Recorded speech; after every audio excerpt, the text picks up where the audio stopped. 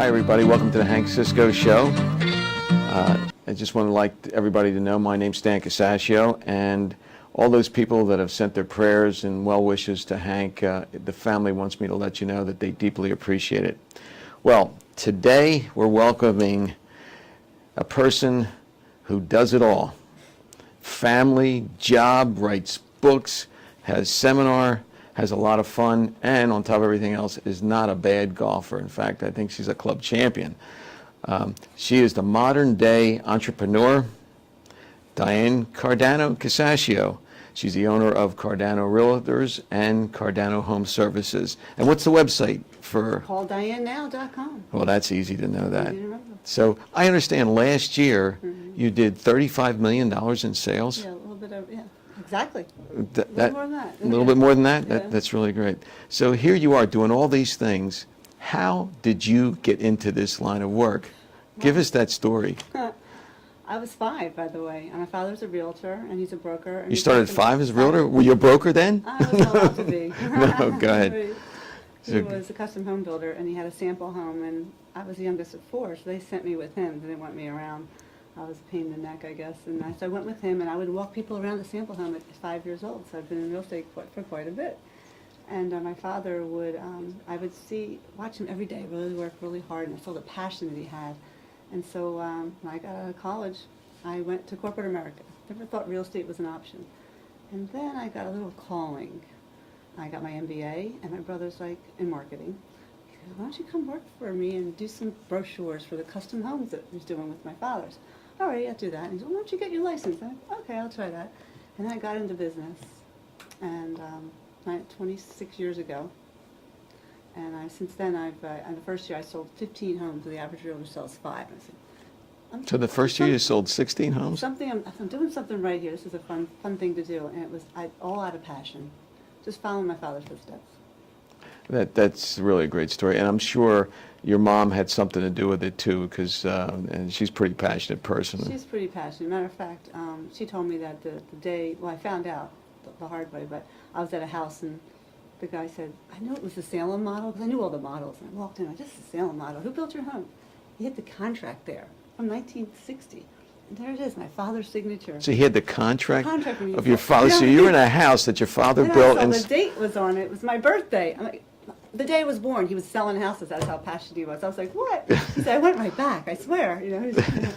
So it was interesting. That's how passionate he was. He made sure he got the home that people wanted, and I love that about him. So your mom verified the fact that he came back after he sold the house. He left. He had three kids already. Went through. He was a pro. So you had no choice in the matter. You were going to be in a real estate. It was set up. So I know one thing is that there was probably, you're doing business and you're doing it like here and there. But I understand there was one book that you read that kind of was the big ha-ha, and it turned you. Tell about the name of the book and why small businesses fail. A lot of people get into business today and they fail because it's like the baker. Sarah the baker loves to bake. Thinks I'm going to go in business on my own, and I'm going to bake. She bakes and bakes and bakes, but then Sarah doesn't know how to manage, hire people, or market and do sales. All she knows how to bake, so she finds herself baking and doing this and doesn't have any systems set up. And Sarah fails. Okay, so what the so in effect, she's in conflict with herself at almost every stage. But she like, how do I do everything? Like, I should just stay with my past job, right?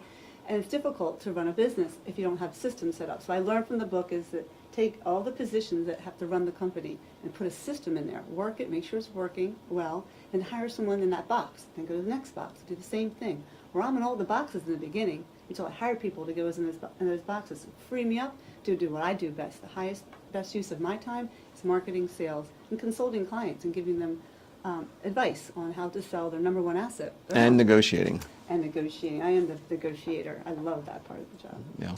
So I know you wrote the book. I did write a book. You wrote a book about it, putting all these ideas together, and it's out in the market, and I understand it's getting some notoriety. So let's go through this book and relate it to some of the things. Now, I know presentation is really big for you. So discuss how that is shown in the book and what's your idea of the perfect house to show, whether it's old or new. Well, the book, it talks about what things affect value. And What's the name of the book? Home Selling Sharks. Hold it up to the camera so Home they can Selling see. Sharks eat away at your equity. What's the camera on? This camera right here. And basically, the sharks eat away your equity, and therefore it's your money. So my whole thing about the book is like to identify what the sharks are. What are these sharks? And then how can they affect your value? So when I went into my first listing, I saw this stuff all over the place. And I'm like, this stuff is all the shark. Like, you got to get it out. Because I'm used to a sample home, nothing in the closets, minimal. So then you can market the home, not the stuff. So I went in, it was on the market for 6 months. We got to do this, we got to do that. I did that my first listing. I was like, it was like natural. Like I walked into it, was just who I am today. It was the same person. So your at that idea time. was to take a home, even though it might be an older home, and make it look like a sample Make it home feel or like- feel like no one's lived in No it. one's lived there. Like it's sort of lived in. Make it neutral. Be neutral, paint the walls if it needs to be, paint the basement floor, get all the cobwebs, paint the oil tank, just make it make the experience going down the basement a happy one, because that's where the female usually does the laundry, and that's where the wife usually makes the decisions a lot of times in the house buying. And then we have the garage. You walk in there, all this stuff usually in people's garages, it's a mess. We clean out the garage. We put stuff in other people's houses, payback time for the kids. Yeah, tell kids come and get the stuff you, right, right. There, and then clean out and paint. I have somebody just paints basements and garages for me and for my clients. And I understand you have people that'll clean the house for them if you can't do it. Now here's a problem that comes up, and maybe you cover this in your book, is that how about those people that they want to sell their house but they're really not ready to move? That they have some. They can't divorce themselves from their asset. They emotionally cannot do that. So. Yeah, they had the kids there. They have all these kids, memories, they and Christmas, Hanukkah, and all the other events that they had. Right. Yeah. I get a lot of those people who come to my seminar, and I say, listen, every year we have it's called a room-by-room review. We come into your property, like a doctor would, like for your physical. Everybody goes to a doctor for their 1-year checkup. This is what I do. I'm your doctor, and I make house calls. So people come to the seminar. Wait a minute, no doctors makes house calls today. I Do you make I'm a house real calls? estate doctor. Oh, you're the real estate House doctor. calls. Oh, okay. So I come in and I go to my seminar and I invite them to know that it's okay that you're not selling for 4 years and you're still emotionally attached to your property. I'm going to take you under my wing for 4 years. I'm going to tell you every year what we're going to try a little bit more. We'll do this room and take them through the process, because the longer I have my client with me through the process, the less mistakes they're going to make, because if you don't do the things you need to be doing, you lose the opportunity to do it, especially for my coming soon period. You don't have excellent pictures. So what I do is take pictures of people's houses when it looks the best on this outside, the trees blooming and everything really Flowers beautiful, going. flowers, and I put them in my computer. And they call me like, Diane, I'm ready. I have fabulous pictures. That's my third shark. Like my second shark being the home inspection shark, that's a top shark. Third shark. Yeah, Photo shark. and I know today, being in the construction industry, the big thing is the stucco problems today. Oh my God, that's like a whole nother. Stucco and mold. Stucco and That's mold, another yeah. Four-letter word. Yeah. Mold. So if you have any of those things, they need to be in wet basements. They're really big money ching-chingers out of your pocket. Yeah, they're the Stucco, real, just- the real sharks. The real Yeah. sharks. So I suggest people get a stucco inspection. Spend $800. You'll find out if there's anything wrong. Then you can get it fixed. Or not get it fixed, give the buyer credit, or whatever you decide to do. At least you know about it going into it, So let me. versus doing it after the buyer gives them their money up, and then you have another $20,000 out of your pocket. So what you do then, what I'm hearing you say is that in cases where people don't have the money to improve their property, in pricing the home, because you know of all the defects and everything else, you can price the house Right. correctly, so when people come in and say, listen, this is what the house would be worth, it was perfect, we've got it priced here because we're telling you right now this, and this is wrong, and this is how much. In fact, do you get contracts for some of the work too? Yeah, I have the home inspected, and I have a nice report, all in color, like a Carfax would be on a car. And then we have contractors come in and give it, what do you call that, estimates. So we know how much the cost will be. So if someone walks through the door, they know there's going to be $30,000. That's why we priced it here. And that's why we're priced this way. Not price it up here like most realtors do, so high that it's not going to sell. It comes down and down, the price reduce sign. Which has got to be a negative thing to begin with on the property. So basically, in your book, you discuss, excuse me, how that works, Yes. and that's great. Exactly. Step by step. This is my playbook Excuse right me. here. This is my playbook. I sleep with this book. It's like my playbook. It sounds like it's a playbook that you give somebody, and Yeah. here it is. It doesn't have X's and O's in there, but it has dollar signs and cent signs in Yes, there. it does. So that's even more I'm important. actually going to work on a second book and talk about 21 different home sellers, how I help them, and how I actually put things to work. So what I hear you saying, like you've tried to make the highest and best version of yourself. It sounds like you try to make these houses the highest, best versions of itself, so that they have on the market. Right. This presentation is key. It's all about, I call it eyeballs. Success is eyeballs. Eyeballs plus foot traffic. When you market something, where are people looking for houses today? Realtor.com, Zillow, Trulia, everybody's on those websites, 3 biggest websites. So our idea is to get your home, our client's home, on those websites. And how many websites do you get them on? Thousands. Thousands. Before it even goes on the market, to generate demand, so that when it does go on the market, we have people lined up outside the door. And that's why I need people to start earlier than they think and get all these things done ahead of time. You know, The presentation is key, like you were saying. Online eyeballs. so eyeballs. If I don't get a lot of online eyeballs, I don't get people coming through the door. So have you, in your statistical breakdown, because I know you like statistical numbers, so how many eyeballs do you have to get one 1,000 views to get one showing. showing? And then how many showings would you have to get?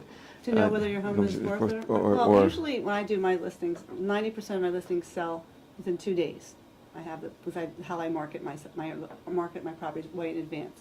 So when I put something on coming soon, ready to go on the market, I have thousands of people hitting the site because it's like boom, they're all there looking, and we wait a week, really get them going, and then bring them all in at the same time. Like people all over the place, cars parked all over the road, neighbors like, what's going on out here? Yeah, I understand. I had an occasion to talk to one of your clients one time that said they had so many people on the opening weekend that the neighbors were complaining about all the cars they couldn't park. They couldn't park their cars, yeah. It's just that, I'm like, well, you're going to be moving, so just let's get through the weekend. Yeah. And then- So now you have all these people showing up. Everybody wants this house. Right. Old supply and demand kicks Supply and in. demand. So I would assume you get a bidding war, right? Bidding war, and then selling it for, usually over the asking prices. I like to pinpoint price my homes right where they're going to sell. What does that mean, pinpoint? Pinpoint pricing is within 3% of the market value.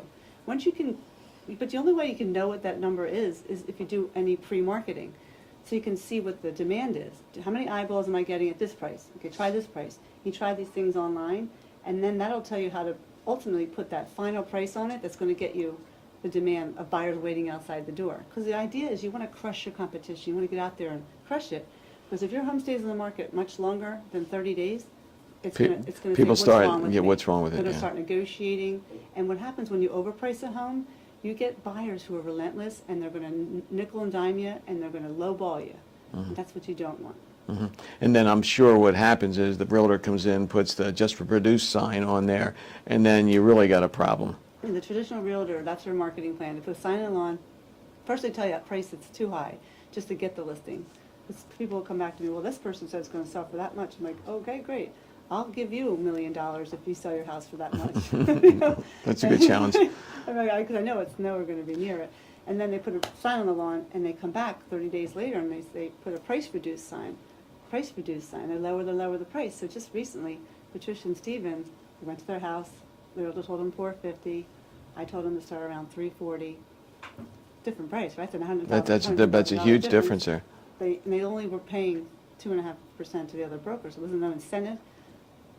They came back to, March, 8 months later, they came back like little puppies with their tails between their legs, like, can you market our house now? We realized we did all your things, but we didn't do it with the right person, and then we priced it wrong.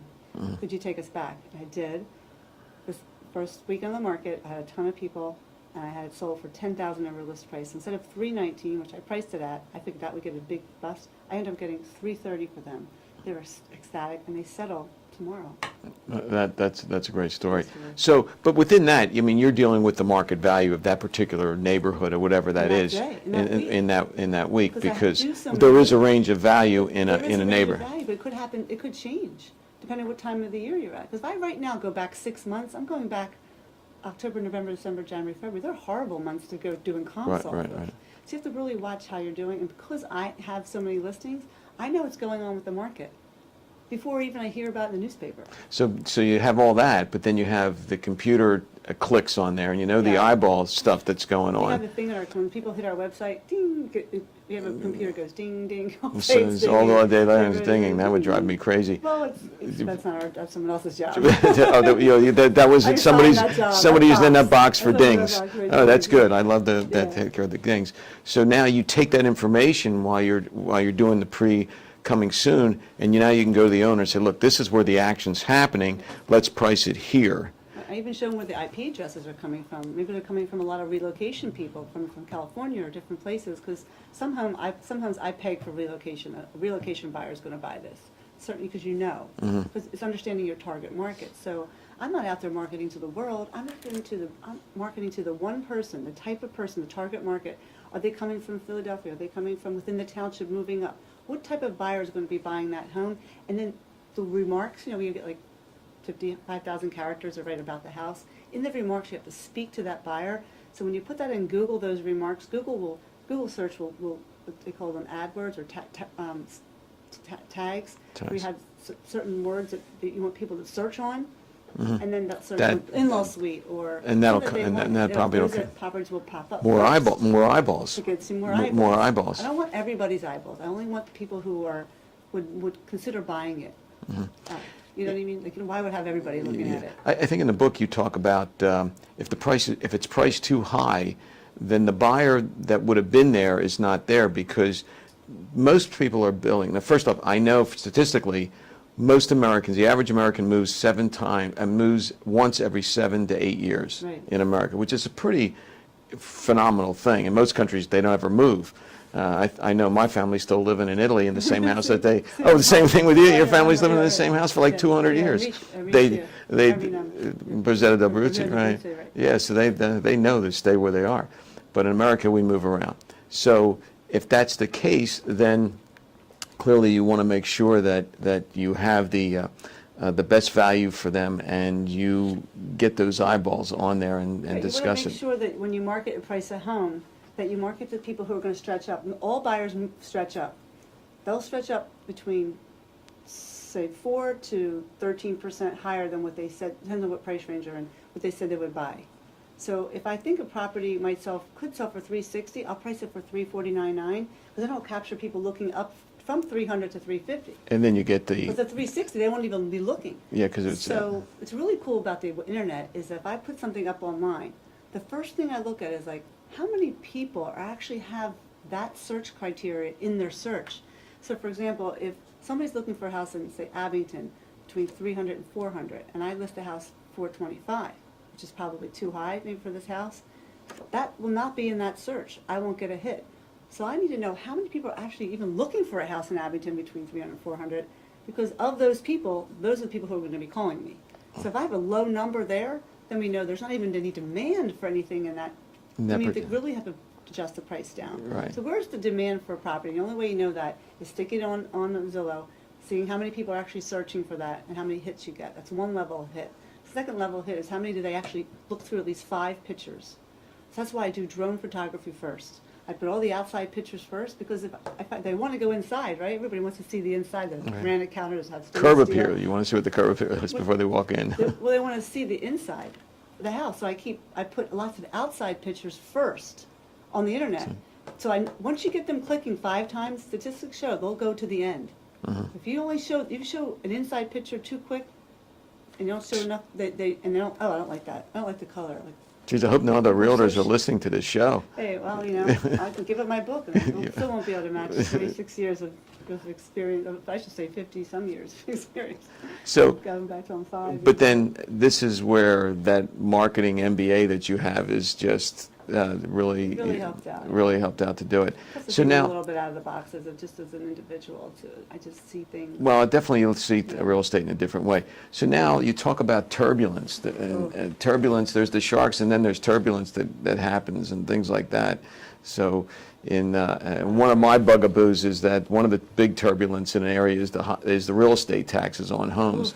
And people don't understand that the value of something is the value of it less its expenses, and real estate and taxes are an expense. And so any government official that says, well, we got to raise revenue, don't listen to them, because the government only produces two things: paperwork and regulations. They don't create anything. So that's my speech here. But in any event, so you have this turbulence. So if you have an area of high taxes, now I know you sell in Jersey, so let's pick on Jersey. Of all the homes, and you've been selling a lot of homes in Jersey. Yeah, so, you know, And what are the main 100 homes, maybe 10 or 15 to 20 in Jersey a year, depending upon. And where are the people moving? Back to Jersey? They do not stay. No one stays in Jersey. They all move to get rid of away from the taxes. Yeah. Everyone leaves. No one stays. Yeah. So eventually that destroys the neighborhoods, It because there's no one to move in, and then taxes go down because the values go down. The values go down, and then in this area, I go and I help them get their taxes appealed. If I know that their taxes could come down, and it would help them sell the house. For instance, I was listing on Dressertown Road. The taxes are like $20,000, and I think we can get them down to 16 by going over this with the. I would save I would save a couple $1,000s a year. Yeah, right. So, and I know that's hurting the marketing of the home. Mm-hmm. So I take over a lot of expired listings, ones that don't sell from other realtors. And the first one of the things you look at is assessments, and if it's assessed correctly, then taxes. And taxes. People who are leaving, they won't want to move. They can't afford to stay. So it's not an unlimited, you know, when we have our government officials, supposedly our neighbors that we elect, they have to realize that you push the balloon one direction, it pops out somewhere else, and a lot of times it bursts the balloon, and that's what we have to be careful of. It's not an unlimited budget out there. No. So the other thing is, for most people, homes are their biggest asset. You're absolutely right. And I would say that. so there's got to be a reason why. I think the thing is the word why. The word why. Why are people moving? Yeah, Was an important aspect of that because of this asset. So tell me how you use the word why to. Well, I always want to know what's important about moving to them. So it's the why. What's really important to them? Because what's important to them might not be important to the next seller. So every home seller, I try to find out what's important to you about selling. Some people want to sell fast. Some people want to get the most money. Based upon what their needs are and what's important to them, then I could put together a strategic plan just for them and their home, to get their home sold within the 26-day guarantee that I have. To meet their goals of what their why is. To meet their goals, what their why is. Right. What's important to them, what's why is for them, what's their why. Mhm. Because my job is as a skilled negotiator and marketing and a consultant. And that's what my job is, to consult my client so they can make good decisions. Because everybody wants to make good decisions, right? Right. So, you know, I guess one of the hard things to do today is we have the senior citizens that maybe have to move out of their house for a number of reasons. Maybe the taxes are too high. I know we come across a couple of them, which is really Right. difficult to see, you know, them being chased out. But they need that money to be able to move into care in a lot of times. And a lot of them have mortgaged their homes because they had to pay for other stuff, or they get reverse mortgages, which are really bad. So they end up with hardly any equity, and they can't really go anywhere but rent. Yeah. That's why they all move down south, because they can afford something you can buy a house for $100,000, or up here it's $300,000. Right. So, in effect, the things that we think that are helping our fellow citizens a lot of times don't, because because of the ramification. It's a big part of it. Yeah. There's many variables that I call them sharks that can affect the home selling process. The one that we touched on a little bit was the home inspection shark. The first shark is the realtor shark. And people make 5 mistakes when they list a house. A lot of times they hire a friend or family member because they feel obligated. Some people think that they have to hire the neighborhood realtor because they know the neighborhood. They hire people with lots of signs on the lawn, think that's going to really do it. But you see houses with lots of signs on the lawn with no sale sign. I guess that's not good either. No, that means they haven't been sold and they're overpriced. They're not selling. Something's wrong. Or they just don't do any research. Take pictures with cell phones. They don't do any research before they actually hire somebody. Their number one asset, they do no research. This boggles my mind all the time.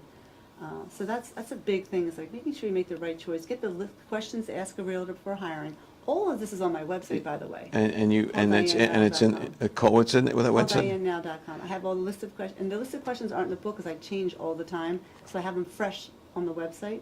But I do have in the back of the book, we add it, which we actually added more already, on the back of the book. I just got the book published. I'm adding more about what affects value. What affects value? Because then you know there's things you can't change. If you have a house on a busy street, you can't pick it up and move it. No. You're on a corner lot, or you live in a distressed area, you can't change that.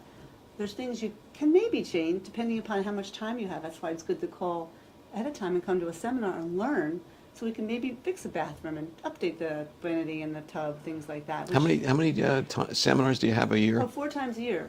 Yeah, so- January, the next one's April 6th.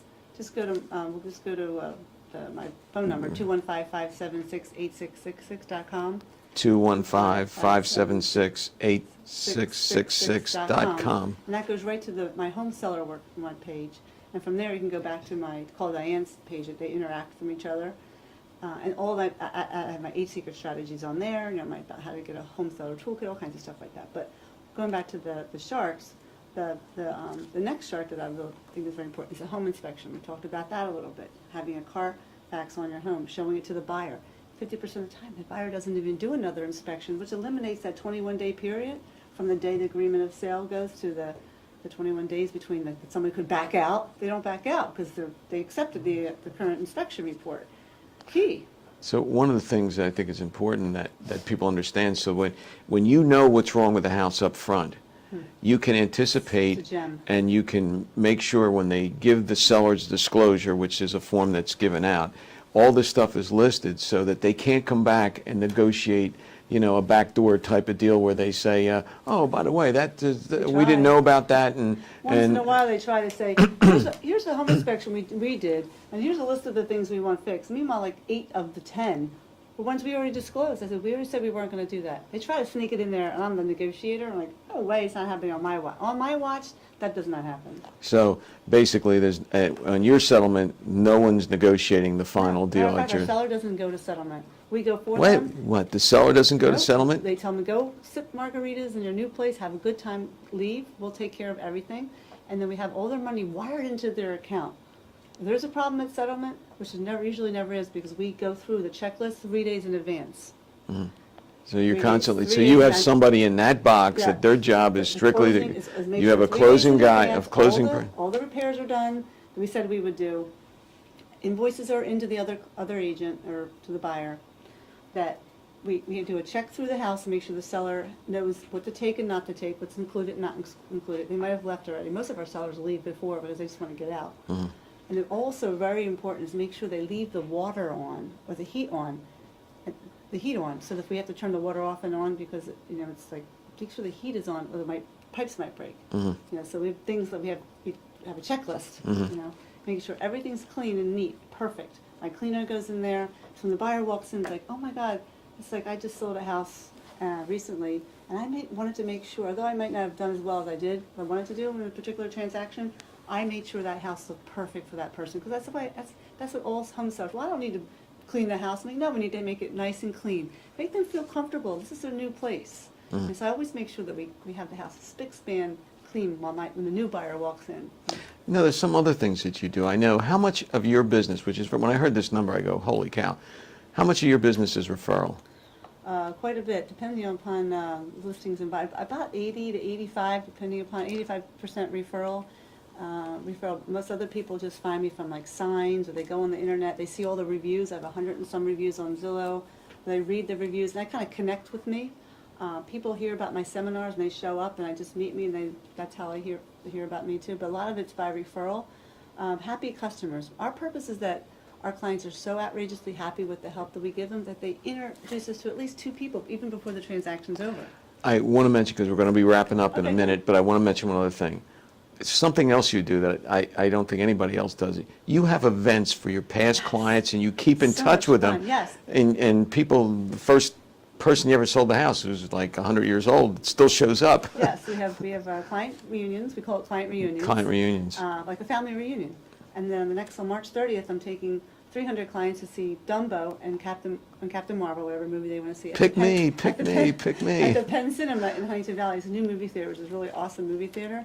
We struck a deal with them, and they're going to let us come in there with our clients and have breakfast and prizes, and people just So it'll be a love private it. event just for them. Just for them, And That's awesome. I do the Thanksgiving pie every year. I give out 300 to 350 pies to the community and to my clients at the Abington Firehouse. We did it last year. The kids came and did a happy climb hour all over for the kids. fire- They were going to the firehouse, Oh, and it sounds the like- hats, and had a grand time. So we have a lot of fun. I spend 20% of what I make on past clients' So, activities. so they're a real family. So Yeah. this is great. So where, how do they get a hold of you again? Call DianeNow.com, 215-576-8666. Call Diane now. Yeah, and come in and get a copy of And the get a copy of the book and everything Anybody else. who says they were from the Hank Cisco show, just call me and I'll give you a free copy of my book.